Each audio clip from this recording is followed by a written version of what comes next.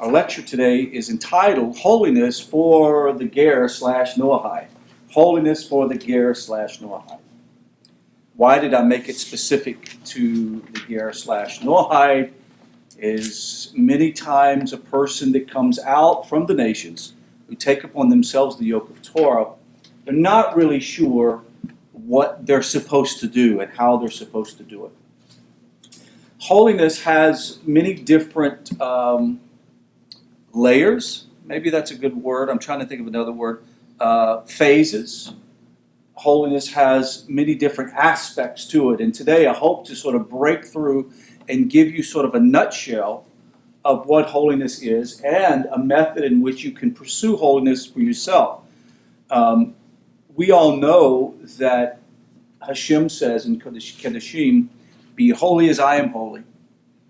And we ask ourselves, how is Hashem holy? How do we know He's holy? What does that mean? And we understand that the very essence of Hashem is revealed by His Torah. We really don't know the nature and the character of the Creator of the universe except that which He's revealed to us. And that which He has revealed to us is only found in the Torah. So we can understand the character and the nature of Hashem through the study of the Torah. Rabbi Nachman of Breslov says that a person who is striving for holiness is really there to strive for the observance of the covenant with Hashem, the covenant of purity. So Rabbi Nachman focuses on his aspects of understanding holiness as really living a pure life. Sexually pure, mentally pure. Those are aspects of guarding the gates. He speaks of guarding the gates, which is the nose, the ears, the mouth. The aspects of understanding how you sanctify Hashem. It's called kedushah Hashem, to sanctify Hashem. How do you sanctify Hashem? Through the portals of your body. We're going to learn about what it is to sanctify Hashem through our ears and mouth and nose. And yes, ears, mouth, and nose. Did I miss something? I think I got it. Eyes. Thank you very much. I knew I missed one. The next aspect that we're going to discover is we're going to look at the Kohanim anymore and see that they were required to have a much higher level of holiness than the people. What was the purpose behind that? Now we know the first purpose was that they were to come in contact with the Holy of Holies and the sanctified vessels, and therefore if they were not pure and holy, then they would contaminate the holy place and the Holy of Holies. So their holiness had to be at a highest level because of their labor. But the second reason why they needed to be holy and to live at the highest level of purity is they were the example that the Israelites were to attempt to strive to. Even though the Israelites were not required to have that level of purity before Hashem and holiness before Hashem, the people understood that if the high priest and the Kohanim were required to live at this level, then that's why it's important for us to not only live at the level that we have been commanded to, but to strive for higher levels. And so when we talk about that, the nations, the Ger, or the Noahide, as we know them in a modern term, the Gerim, the people who lived on the outside of the camp, though they were not required to do all of the practices of the Israelites, they knew what holiness was because they saw the holiness of the Israelites.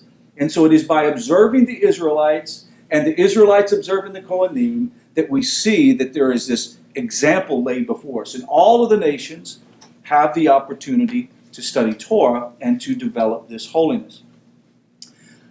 Let me read just a couple of items, and I printed out for you the commentary on the on Emor, and it's on actually the first couple of chapters. And the reason why I printed it out is I wanted you to get an idea of the level of restriction that the Kohanim had to conduct themselves under. I'll read a little bit, then I'm going to go, instead of belaboring it and reading every line, I want to open it up with some text, and then we're going to go right into some of the expectation that Kohanim had, talking about their holiness, and compare it to the rest of the people. It says in chapter 22, and Hashem spoke to Moshe, saying, speak with Aaron and with his sons, so that they separate from the sacred offerings of the Israelites, which they are sacred before me, and do not profane my name of holiness. I am the Lord. Say to them throughout your generations, if any male among your seed shall come near to the sacred offering, that the Israelites consecrate themselves before the Lord while impure, that person shall be cut off from before me. I am the Lord. No man of the seed of Aaron who has a quarantine disease or discharge may eat the sacred offerings until he is clean. So there is a whole list of items here. Matter of fact, 10%, roughly 10%, of the 613 laws are enumerated in this text, in this parsha. Quite a bit, right? Now, if that being the case, then it is demonstrating the high importance of the Kohanim's separation from the people. Now, Rabbi Menace Friedman is quoted from Kabbalistic sources saying that holiness is more than just separation. It's actually transparency. What do we mean, transparency? You would say, well, how is Hashem transparent with us? He's transparent by giving us specifics. He leaves no doubt as to what he expects of us. The Torah shows the transparency of Hashem. When we talk about transparency, we're not talking about being able to be invisible. We're talking about opening oneself and exposing that which is the inner element of Hashem. Hashem is transparent to his people by being very specific about what he wants. That is why he says not to add to or take away from his words, because his transparency is what reveals his essence. And in that manner, as people who are called to be holy, we are required to be transparent. Now, what does it mean to be transparent? There's a couple of levels to that. Number one, our transparency means that people should not be seeing our physicality, but that which is revealed within inside of us, which is the divine essence of Hashem. The holiness of Hashem is what they should be seeing, right? So if we are transparent, then in essence we get out of the way and the very holiness of Hashem comes through us. That's what it means by us being transparent. So when Rabbi Menace Friedman talked about transparency, he says that a person separates himself from the identity of the world. If the world does this, we do the opposite. If it produces an environment in which it allows us to our transparency to be covered up by ungodliness and worldliness.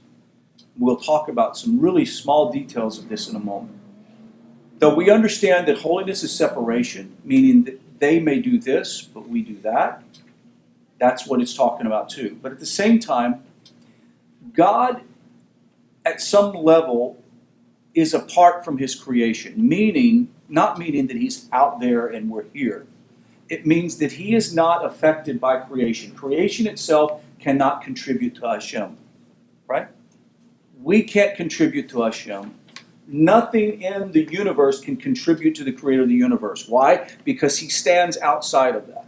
And at some level, we are asked as righteous people to be transparent and at some level set apart from physicality so that it does not affect us and our holiness before Hashem, right? So in the same way that Hashem is separate from his creation and creation cannot contribute to him, at some level we have to come to the realization that Hashem is the only sustainer of our life and not our materialism.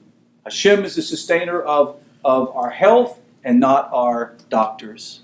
We understand that nothing can contribute to me except for Hashem. That's the transparency and that's the holiness he's looking for. However, those things cannot come to someone who is slothful. But first, let's kind of go through a few items in more about the high priest. The high priest, it says right off the bat, says that if he has any type of disease, seminal discharge, blood, etc., where he's impure, he cannot partake of the Holy of Holies, not eat the food that comes from the Holy of Holies. And we know that the priests are allowed to eat of the offering and their family, their immediate family. They can eat all of the offering, but no one else can. But at the same time, if they are somehow ritually impure, meaning that they cannot conduct services in the temple, they also cannot eat the meal, and they have to wait till the evening time before they can eat. An Israelite does not have that restriction. They can eat whatever they want, and if they are unclean, it doesn't stop them from eating. But the high priest cannot eat the meat or the meal or the fruit or whatever comes from the altar that is part of the percentage that is given to the Kohanim. The second thing is a Kohen cannot marry, if he's a guy, he cannot marry a woman that has had sexual relationships. He has to marry a virgin. He cannot marry someone who is not an Israelite. It's very specific who he can marry. If a Kohen has an Israelite indentured servant working in his home, he cannot let the indentured servant eat of the meat or the meal that belongs to the priesthood. However, the Kohen that has purchased a slave, that meaning he actually went out and someone sold themselves on the market to work for him, and he actually owns them, that person is required by the high priest to allow to eat at his table and eat the food of the high Kohen, Gadol, or the high priest, or the priest. Which is an odd thing, because you would think, well, why would the Israelite be able to do it? The Israelite can't do it because they're not part of the Kohanim. But when an Israelite purchases a slave, that slave becomes part of the family. It's a lot different thought process than what we think modern day slavery is, right? So if a slave becomes part of the family, or you purchase that slave, he becomes just like one of the children. And often, that slave would end up converting and becoming an Israelite. It goes through and it talks about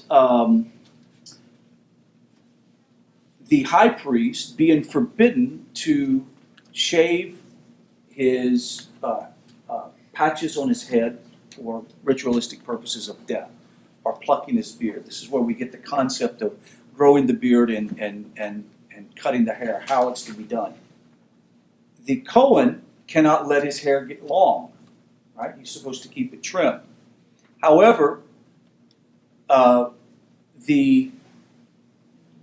given very specific rules for the priest that they are not to trim their beard or cut their beard or shave patches in their head for the ritualistic purposes of, like the pagans do, of cutting their hair and if someone's dead. There is this concept that comes out of the teaching of the sages. From the other text, it talks about the Israelite men not to shave their beards, meaning not to mar it. It says to mar. So what it means to mar means to pluck it out or to pull it out. And the reason why in the Orthodox community that razors are like taboo is because when you shave, it pulls the beard out and cuts it deep, and it mars the beard. And so you can cut your hair with scissors or electric razor, but you can't use a razor with soap or whatever.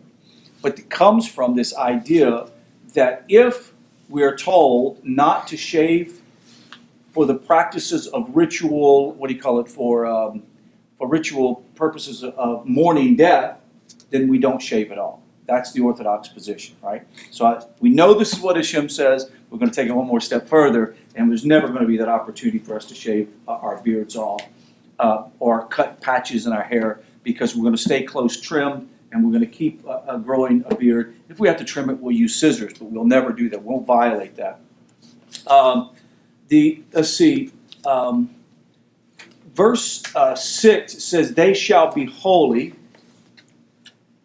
The person who touches it is impure until evening, may not eat of the holy things unless he washes his flesh in water. Verse 6, "They shall be holy." The concept of holy implies abstinence and is particularly relevant to the Kohanim, who are forbidden from contaminating themselves from the dead or from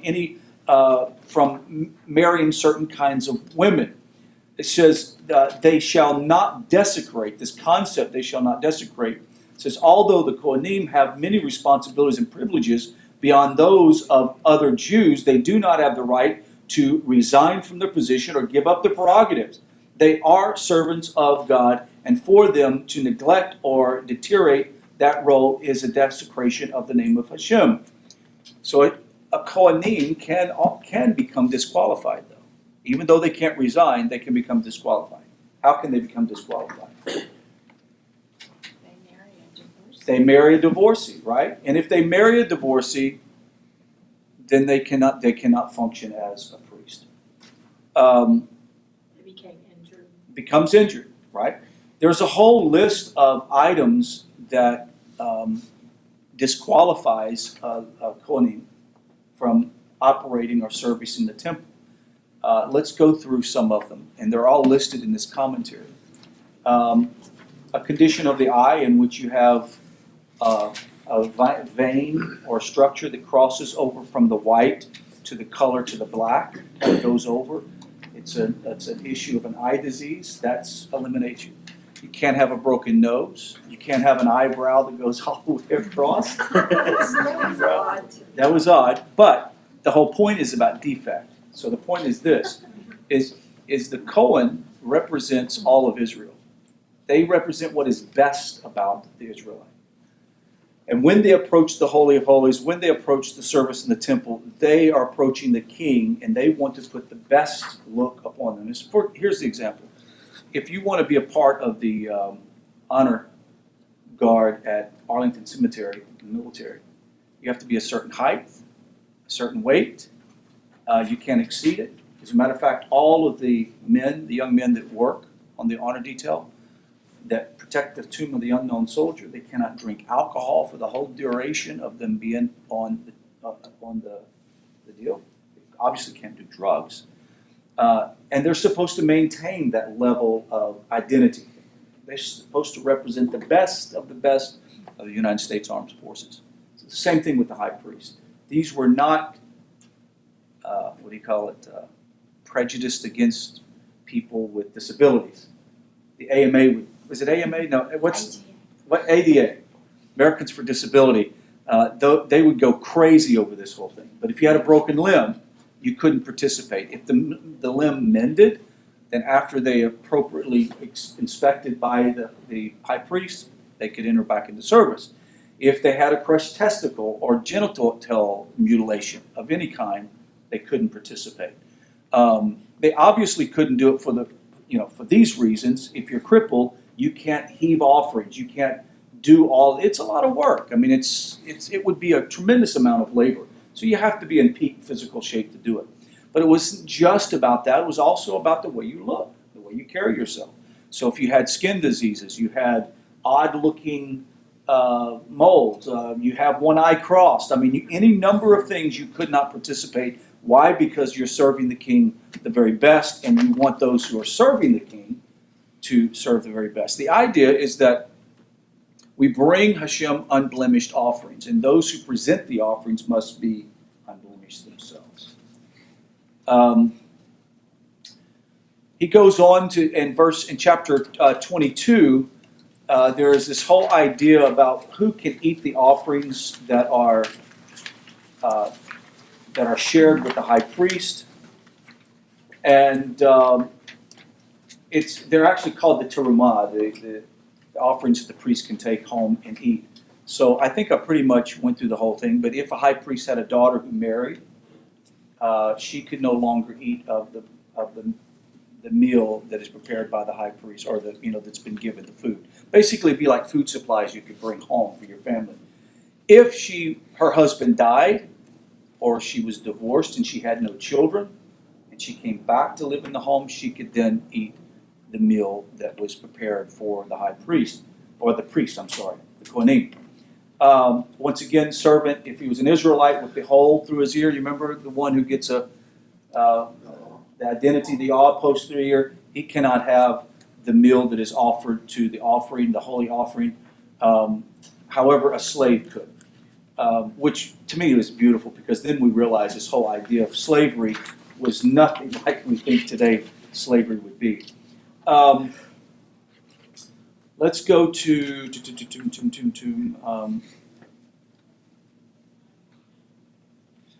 17, verse 17 through 25.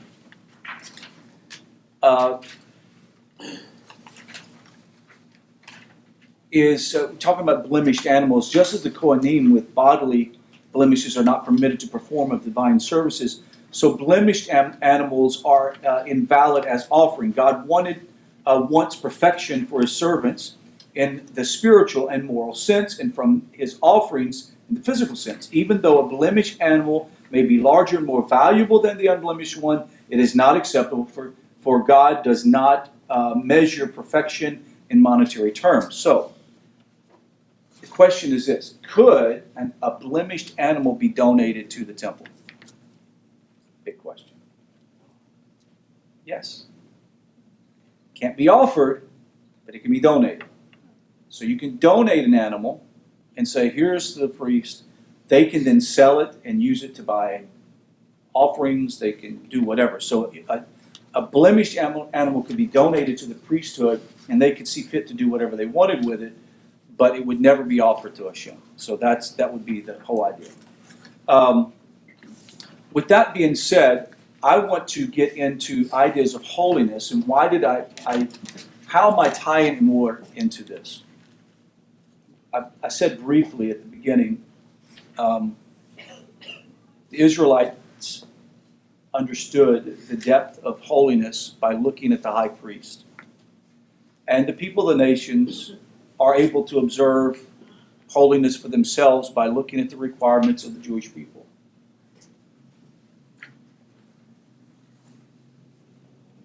Jewish people are required to do things that the people of the nations are not required to do. Can you give me a few examples? What are some of the things that people of the nations, I'm talking about righteous people of the nations, are not required to do? Shabbat. Keep Shabbat. What else? How about eat kosher? They're not required to eat kosher. Are they forbidden to do those things? Of course not. They're not forbidden. There are those who might say that, but it's misnomer.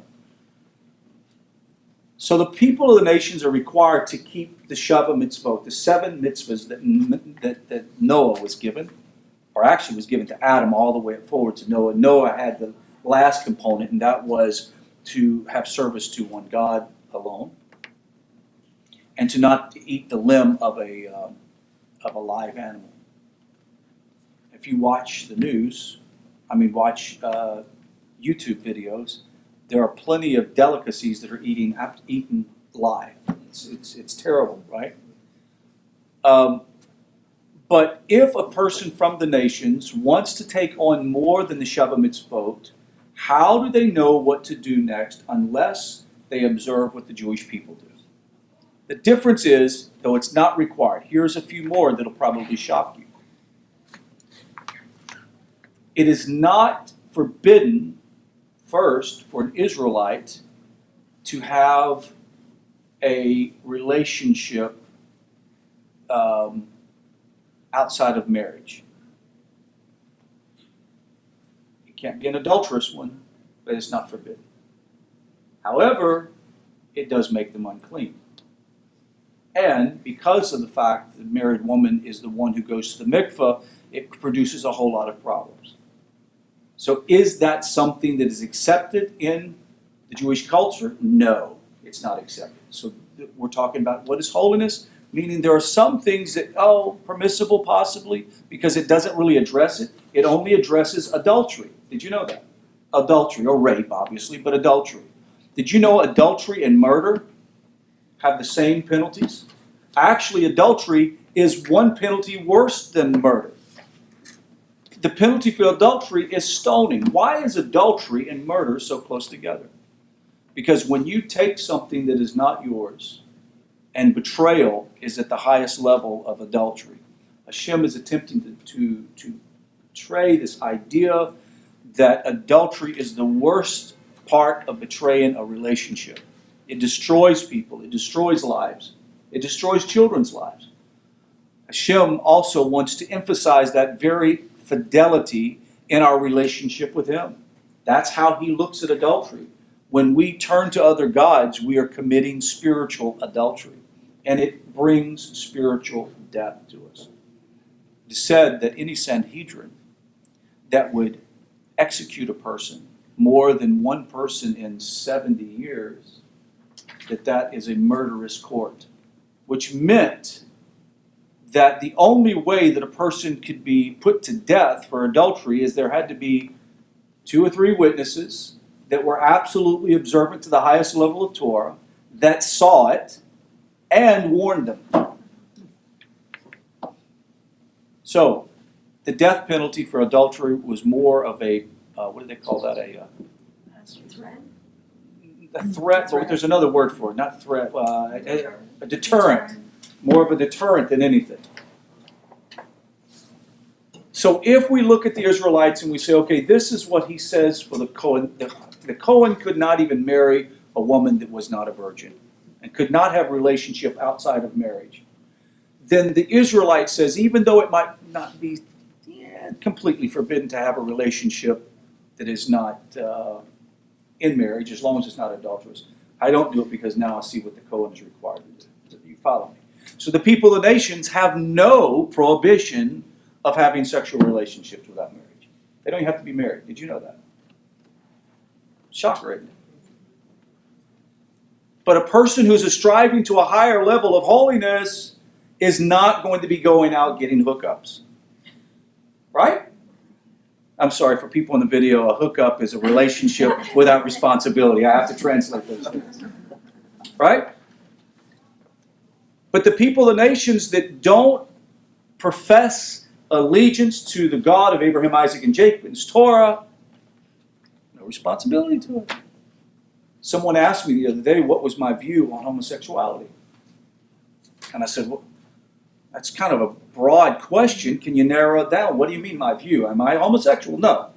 Oh, and they said, no, I'm not talking about that. I said, what's your view of it? I said, look, bottom line is this. If someone does not profess to be a righteous person and does not profess the allegiance to the yoke of heaven, the Torah, and allegiance to Hashem as one God, book's open. And do whatever they want because there's no restrictions on them. Is there a consequence? Right. Right. They have to deal with the consequences, but there's no restriction on them to not conduct themselves that way. But they won't have a place in the world of God because they're not trying to serve Hashem, right? Correct. But it's not because of homosexuality, it's because they're not serving Hashem. Right. Does it make sense? And this is a concept that's hard for us to get through this little noggin of ours, especially if you come from, a very strict religious Christian environment. But a person that does not profess to know Hashem and care to have a relationship with Hashem has no restrictions on them at all. None. But they run the risk of judgment and separation because they have no relationship with Hashem. It's not because they've had relationships outside of marriage. Now, let's say that a person has not eaten the limb of an animal, has not robbed or killed or destroyed, they've not murdered, they've followed all the Sheva Mitzvot. Yet, they have illicit sexual relationship. They follow all the other, and they profess to be a ger or a noahide, right? But they have illicit relationships. Have they sinned? Yes. Why? Because they've taken an allegiance to the laws of Noah. And as a human being, that's the minimal requirement. You're not supposed to be having an illicit sexual relationship. But what is that illicit sexual relationship? With animals, I would say that's a restriction. But at the same time, none of these things are addressed by people in the nations. So how does a person in the nations who wants to be righteous, where do they learn what holiness is? They learn it first from the study of Torah. Second, they learn it from attaching themselves to the Jewish people and their study of Torah, and find out how they live at levels of holiness, and then that's what we begin to incorporate in our life. How do we know what's clean and unclean food unless we study the Torah? At the same time, we're not restricted. It's not a sin for a person of the nations to eat food that is not kosher. You can do it. But if you desire to go up to another level of purity and holiness for Hashem, is that a good way to do it? Absolutely. Though we may not have the same restrictions, we are encouraged to have the same desire to elevate ourselves and to connect at higher levels. Rabbi Nachman of Breslov says that one who is prepared to sacrifice himself for the sake of sanctifying the name of Hashem will attain peace through his ability to speak holy words of Torah and prayer, to build thoughts in the minds in the mind to the words which the mouth are getting ready to speak, in order to pray with devotion. What is Rabbi Nachman talking about? He's talking about holiness going far beyond just sexual purity, beyond what you eat. It also goes to the place of what you speak. How do you speak? We sanctify the name of God by our actions. Actually, to be honest with you, holiness, really, you can't do anything to be holy to God. You can't do anything to contribute to God's holiness. How do we be holy? We are holy through our connection with other people. We're holy by our actions, how we conduct ourselves, what we say, how we live our life. That is holiness in and of itself. The command to be holy seems to be a difficult thing for some, especially a person who is striving to do more than just the minimal thing. I mean, anybody in this room, pretty much, I can tell you, you don't have a problem. You're not a kleptomaniac. You don't steal. You're a just person. I mean, in all aspects, really, you're living really holy lives. But how can you live lives of sort of the minimal level of holiness, that which is just expected for you to do, and not at some level feel like you're missing something, right? I think all of us feel that way. Have you ever just had one of those days that you wake up and you feel like that you're the lowest of the lowest as far as your spiritual connection with Hashem? You just feel like this is holiness and I'm way down here. Don't even feel like I even can meet the mark. That is an admirable thing. That is the sign that you truly do desire holiness, and that is what you are counted. It's counted for righteousness for your sake. I love the very fact that if my desire is at such a high level, Hashem considers that I've already accomplished those things. My daughter and I were talking over Shabbos, and I said that I look at the chesed, a real righteous person, Rabbi Greenbaum. I'm talking about people who are living. You look at the Haredi community, those who are really, like mamish, real true to the heart, righteous, just deep down inside. You can tell they radiate the holiness of Hashem. If that's where they're at, and then say the High Kohen Gadol and the Sanhedrin of years past is even up higher than that, and the average run-of-the-mill observant Jew is here, if we can put positions. I'm below the lowest Jew.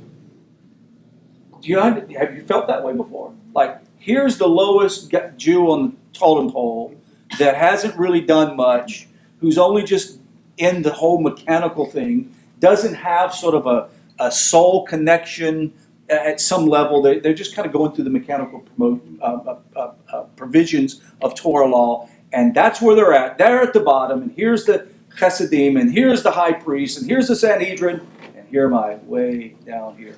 Have you felt that way before? Now, this is the odd thing, is we learn something so profound from the sages of blessed memory. A person of the nations who feels like that they're way down here, And they really want to be way at the highest level. They really would love to be a tzaddik, but they realize they've got to fight through so much. They've got to learn so much. They have to struggle with their families. They have to struggle with their friends. They have to struggle being in a community that has no love for the Torah, have no love for Hashem, and they think you're an alien. That person who is so broken inside because they want to reach the highest level of chassidut, that person Hashem looks at as if you're a high Kohen Gadol.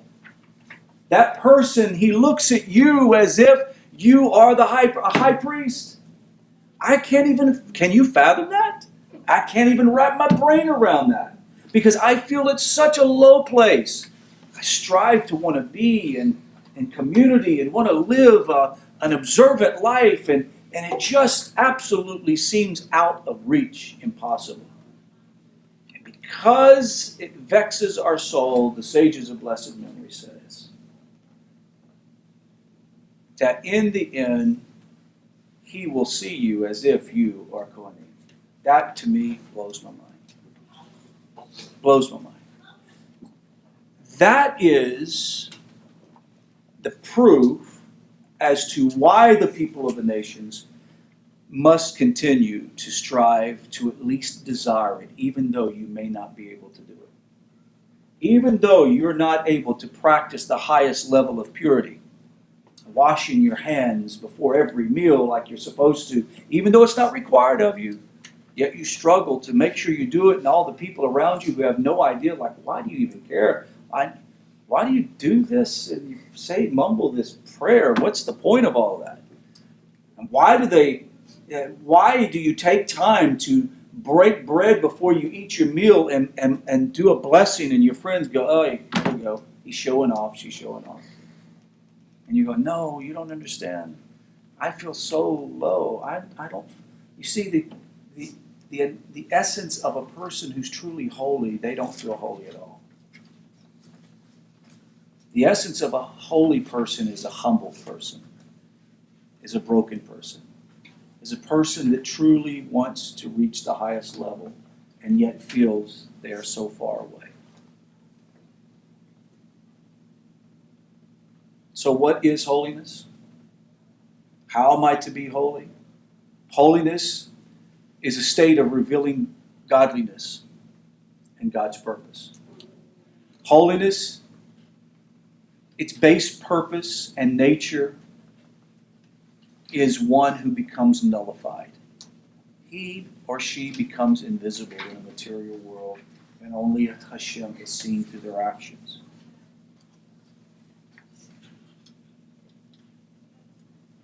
Rashi and Nachmanides says that we are called on to be holy, to be separate. Why? The Torah gives us reason, because I, the Lord your God, am holy. But if holiness is a trait of our God, our question returns, how can we achieve it? The Kotzer Rebbe said this: how can man be holy?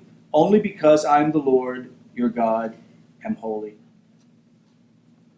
The grandson of the Kotzer Rebbe explained his grandfather's teaching as following: every Jew has within him a part of God's holiness, which enables him or her to achieve holiness. Man can only become holy because man was created in the image of God. But every person possesses a different soul. Therefore, each person has a different holiness within them. A powerful dichotomy emerges. The section of the Torah was taught publicly in order to teach man how to become holy within the methods of studying Torah and Torah observance. So holiness is something that can be achieved. I don't think that when we say achieve, meaning that you'll one day go, I'm holy. I don't know that you'll ever go, I've made it, right? Because Hashem's holiness is so far beyond us. What can we achieve?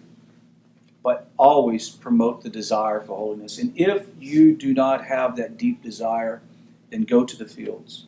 Run to the fields. Cry to Hashem. Say, Hashem, May my soul be vexed if I am not grieved by unrighteousness.